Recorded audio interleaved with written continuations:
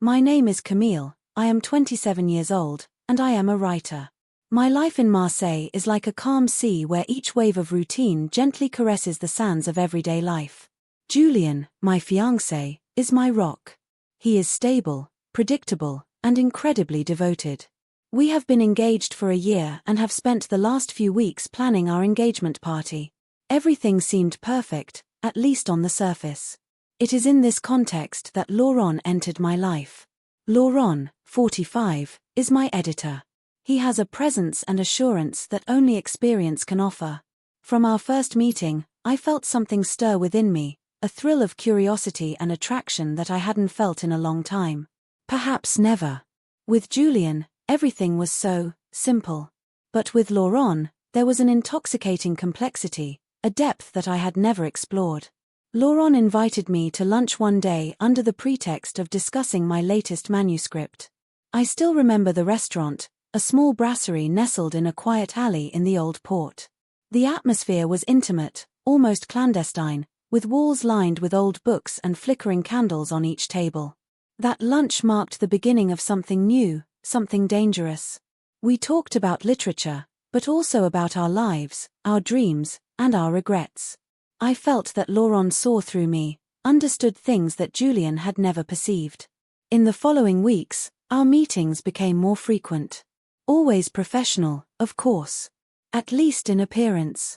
Each work meeting turned into an exchange of lingering glances, discussions that subtly veered towards more personal topics. I was enchanted by his deep voice, by the way he made me feel unique, special. There was a palpable tension between us, a spark ready to ignite at any moment. Julien, meanwhile, was absorbed by his work and the preparations for the party. He trusted me blindly. He had never had any reason to doubt me and would never have imagined that I could be attracted to another man. Especially not someone like Laurent, so different from him. Julien is gentle, caring, but sometimes too predictable. Laurent, on the other hand, is the complete opposite. He is a mystery I was dying to solve. One afternoon, as we were finalizing the details of my next book, Laurent took my hand. His touch was gentle, but there was a firmness that suggested he wanted more. Much more. My heart was pounding, torn between guilt and excitement. "Camille," he murmured, "I think about you more often than I should." These words triggered a cascade of contradictory emotions within me. I was about to respond, but a call from Julien abruptly brought me back to reality. That night, I hardly slept. Thoughts swirled in my head, my feelings for Julien, my attraction to Laurent, and this burning desire to plunge into the unknown. I tried to convince myself that it was just a fascination, a fleeting attraction that would extinguish itself. But deep down, I knew it was more than that. It was a doorway to a part of myself I had never dared to explore.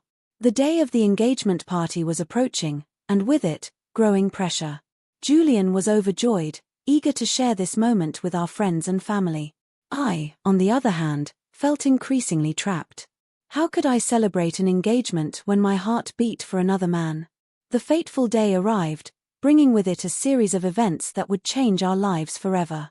Everything was ready for the party, and guests began to arrive. I smiled, I laughed, but inside I was in turmoil. I knew I had to make a choice, and this choice would determine the course of my life. The morning after our last meeting, I was still troubled by Laurent's words.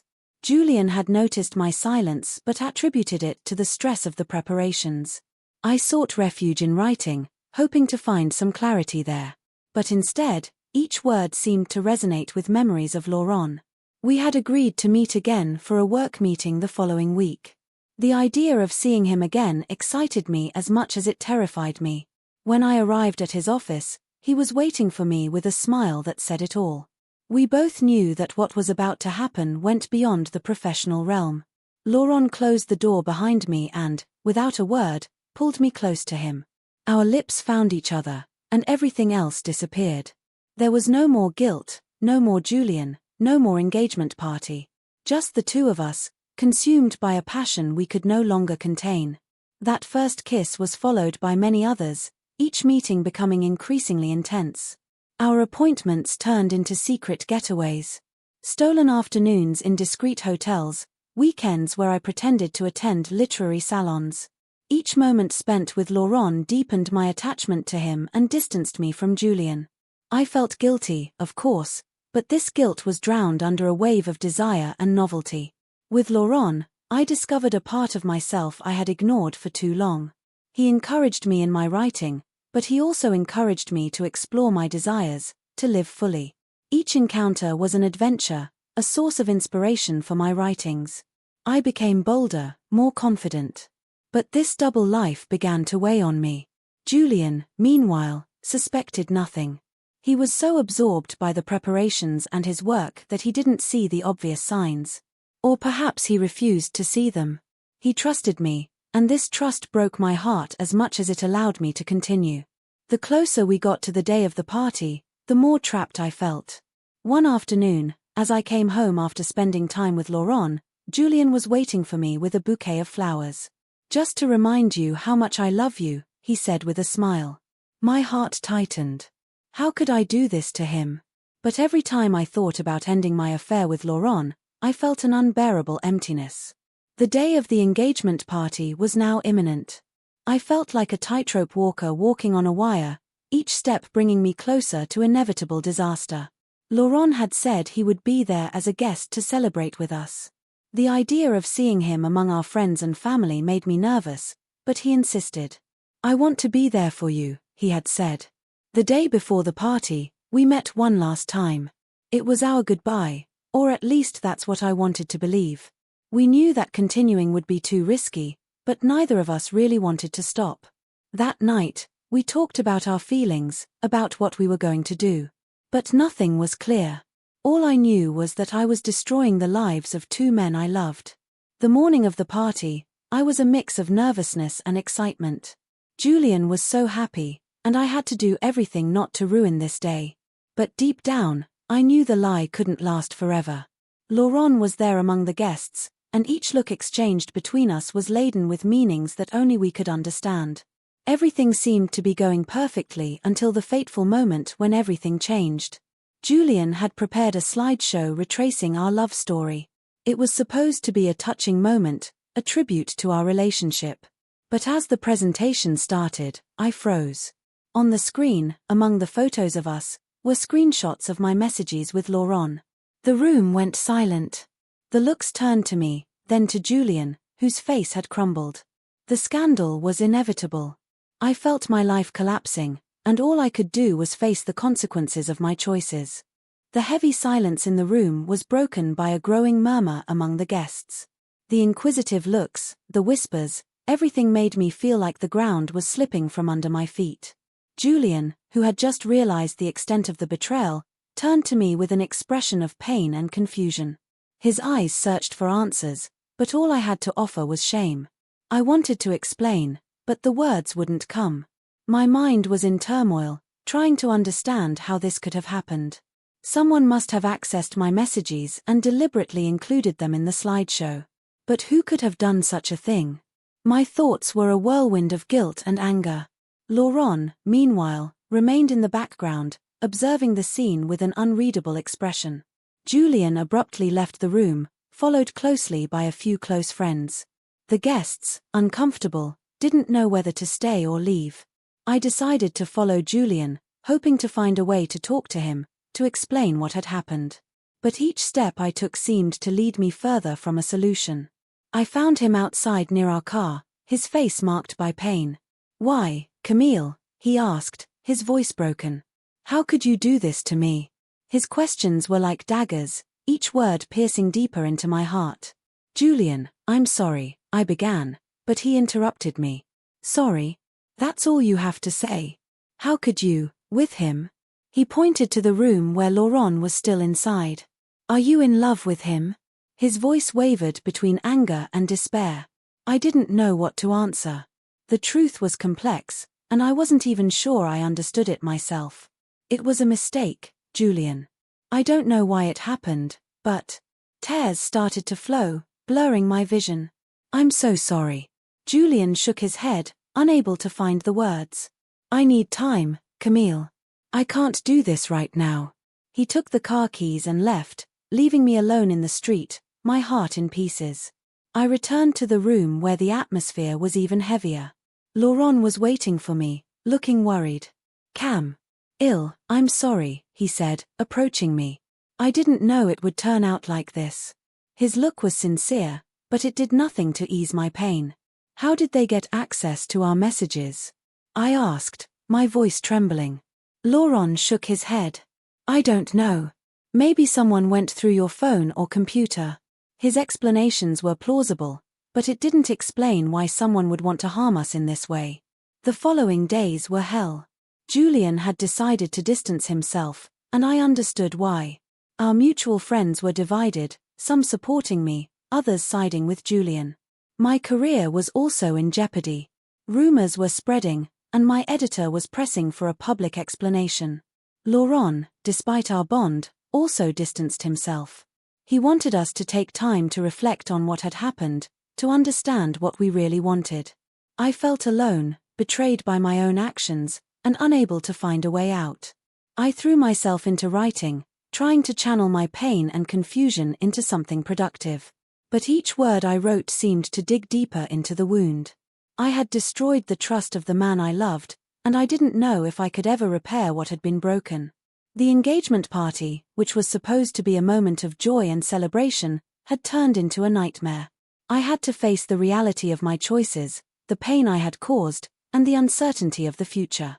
Julien deserved answers, and I had to find a way to give them to him, even if it meant admitting truths I preferred to ignore. A few weeks passed since the engagement party, and each day was a struggle for me. Julien had temporarily moved in with a friend, and I found myself alone in our apartment, haunted by the memories of our relationship and the mistakes I had made. I hadn't heard from Laurent either, and his absence weighed heavily on me. One evening, while rereading our old messages, trying to understand what had gone wrong, I received a call from Laurent. "Camille, we need to talk," he said, his voice grave and serious. We agreed to meet in a discreet cafe, away from prying eyes. When I arrived, Laurent was already there, a concerned expression on his face. He explained that he had discovered someone from his publishing house had accessed his computer and transferred our messages. He suspected a jealous colleague but didn't have solid proof yet. This revelation only added to my confusion and frustration. "Camille, I'm sorry all this happened," he said, taking my hand in his. "I never wanted to hurt you." His words were sincere, but it didn't change the situation. "What are we going to do, Laurent?" I asked, my voice trembling. "How do we fix this?" Laurent sighed. "I don't know, Camille. Maybe the best thing to do is to stop everything. We've caused enough damage." His gaze was sad but resolute. He was right, but the idea of losing him was unbearable. We decided to end our relationship, at least for a while. Laurent wanted to focus on resolving his professional issues, and I needed to try to rebuild my life with Julien if that was still possible. This separation was heartbreaking but necessary. I knew I had to talk to Julien, explain everything I had discovered. I gathered my courage and called him, asking to meet. We agreed to see each other in a park, a neutral place where we could talk without being interrupted. Julien arrived looking tired but determined. We sat on a bench, and I started telling him everything Laurent had told me. "I know it doesn't change what I did, Julien, but I wanted you to know the truth." He listened attentively, but I could see the pain in his eyes. "Camille," he said after a long silence, "I don't know if I can ever forgive you. What you did broke something in me." His words were like knives cutting through my defenses. "But I want to try to understand why it happened. We need to talk, really talk about what wasn't working between us." It was a beginning. We spent hours discussing, crying, trying to find answers. Julien wanted to understand why I felt the need to look elsewhere for what he thought he had given me. I talked about my insecurities, my doubts, the feeling of suffocation I sometimes felt. These conversations were painful but necessary. For the first time in a long time, we were honest with each other. Julien didn't forgive me right away, and maybe he never will completely. But we were ready to try, to rebuild what could still be saved. As for Laurent, he stayed in the background. We decided not to see each other anymore, at least not until things were clearer between Julien and me. This decision was difficult but necessary. I needed to focus on my relationship, on repairing the damage I had caused. Life would never go back to what it was before. The scars of this betrayal would remain, but they might fade with time. Julien and I started couples therapy, seeking to understand and heal. Each day was a battle, but we were determined to move forward. I had learned a valuable but painful lesson. Trust is fragile, and once broken, it is almost impossible to repair. But love, if true, can survive the hardest trials. Julien and I were no longer the same people as before, but maybe this ordeal would make us stronger, more understanding. The months that followed were a period of reconstruction and reflection. Julien and I worked hard to rebuild our relationship, step by step. Each therapy session was a step towards healing, a space where we could express our fears, hopes, and regrets without judgment. Laurent, on his side, had left the publishing house after the revelations. The scandal had tarnished his reputation, but he decided to take a step back and focus on his own literary projects. We no longer had direct contact, and it was better that way. I needed that distance to refocus on what really mattered. Writing became a form of therapy for me. My novels fed off my experiences, my pains, and my triumphs. I published a new book inspired by this tumultuous period of my life. It received mixed reviews, but for me, it represented a crucial step in my healing journey. Julien and I decided to postpone our wedding. We wanted to make sure we were really ready before taking that step. This decision allowed us to release the pressure and focus on ourselves. We traveled, explored new horizons together, gradually rediscovering the reasons we had loved each other in the first place. One day, while walking along the Corniche, Julien stopped and looked at me. "Camille," he said softly, "I know it will never be easy, but I'm ready to try. I want us to build something new, something stronger." His words were sincere, and for the first time in a long time, I felt true hope.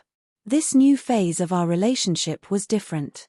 It was marked by greater maturity, a deeper understanding of our flaws and strengths. We knew challenges awaited us, but we were determined to overcome them together. I never forgot Laurent or what he represented for me. He was part of my story, a tumultuous but essential chapter. I learned a lot about myself through him, and despite the pain, I didn't entirely regret that period. It forced me to confront aspects of my personality I had long ignored. Today, Julien and I continue our journey. We have transformed our apartment into a space of creativity and sharing. I write, he paints, and together we find ways to express our love and complicity. We have learned to communicate more openly, to be more attentive to each other's needs. Trust, although fragile, was slowly being rebuilt. Every small gesture, every sincere word contributed to repairing what had been broken. We still had moments of doubt, but they were becoming less frequent. We had chosen to fight for our love, and that decision gave us the strength to continue. Looking back, I realize how formative this ordeal was. It showed me the importance of honesty, communication, and above all, unconditional love. I understood that mistakes are part of life, but what really matters is how we choose to overcome them. Laurent, wherever he is, was also part of this story. He opened my eyes to aspects of myself I might never have discovered otherwise. I was grateful to him, even though our path together had ended. Our story was not perfect, far from it.